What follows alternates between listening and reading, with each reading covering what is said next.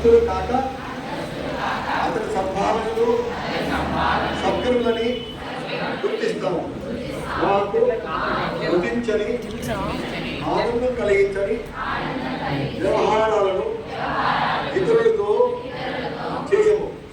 స్త్రీ పురుషులం పరస్పరం పవిత్ర దృష్టిని కలిగి ఉంటాము.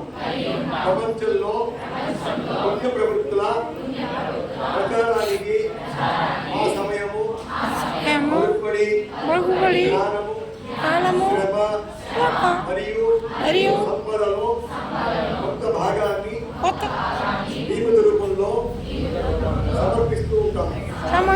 సాంప్రదాయాల కంటే వివేకానికి ప్రాముఖ్యతను ఇస్తాము.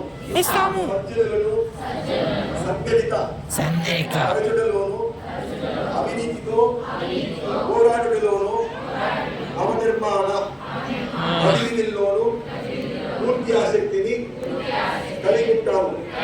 దేశ ఐకమత్యము సమానత శ్రద్ధ చూపుతాము. జాతి లింగ భాష ప్రాంత సాంప్రదాయ కారణంగా ఎటువంటి భేదభావాలు మానవుడు భాగ్యానికి ఈ విశ్వాసం ఆధారంగా మేము ఉన్నతులమై